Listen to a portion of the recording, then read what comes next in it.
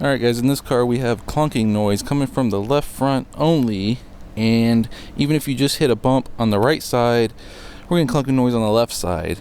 And what there is a sway bar that connects both sides of your suspension together that prevents the car from rolling, tilting too much in turns, okay? And they just have bushings on them, and those can wear out and give you that clunking noise. So if you hit a bump on one side of your car and you hear noise on the other side, that's going to be your sway bar bushings. Let me show you on here. Alright, so under here, this is your sway bar. You can see it's a bar, it goes all the way across the other side, and indeed the bushings on it are absolutely destroyed. You can see we have a big gap and a big problem there with those bushings. Those bushings are absolutely, they're just rubber, plastic, what have you, different on some cars, but absolutely destroyed. We're going to be replacing those. I obviously have the car jacked up, and if you don't know how to jack up a car, I can't really help you, but we do use jack stands. I got one under there. That's always a safe way to do it, especially my jack's a piece of crap. But when we're dealing with a sway bar, we got to jack up the whole front end of the car, because what's happening right now is this side of the suspension is allowed to sag, but this side is being pushed up, and that sway bar is also trying to raise this side up, so it has a lot of tension on it pulling up right now, and we got to relieve that. So if we took that bolt off right now, it's going to go bling and fling up on that sway bar because it's a torsion bar. So we got to even this out. We got to jack the whole front of the car up before we disconnect that, just to make it easy. I mean, if we did it this way, we would not be able to reconnect it unless we push down on it really hard. So it's better just to even it out. This is what one of the new end links look like, and they are called end links, not just bushings like I kept referring to them. Removing these is theoretically very simple, as it's essentially just a bolt and a nut, but mine was very rusted, and I tried some penetrating lubricant first. That didn't do it. Then I tried some heat from a propane torch. That didn't do it. I ended up just pulling a grinder out with a cutting wheel and just cut the whole thing off, and that was the easiest way to do it. If you think yours gonna be trouble, just cut it off. Get a grinding wheel, a Sawzall or something, just cut the freaking thing off.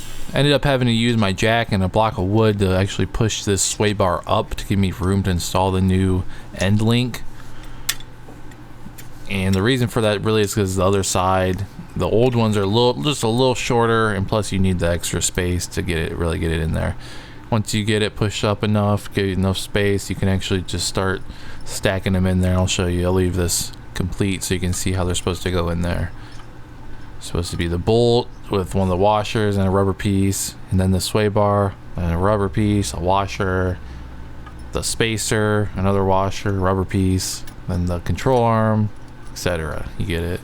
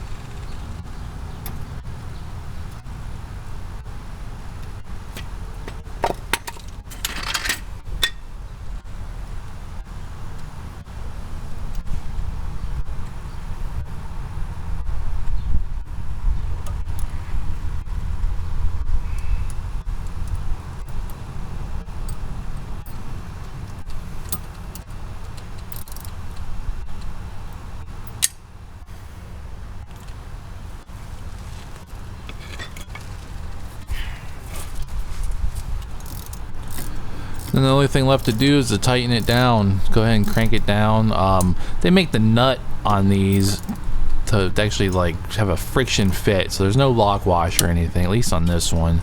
So basically they must make it a little smaller, make the threads a little weird so that it goes on really hard. So you just gotta keep cranking on it, tighten it down pretty much as good as you can. Alright, now your sway bar's got the new end link. Just do the same thing the other side. Hopefully got rid of your clunking.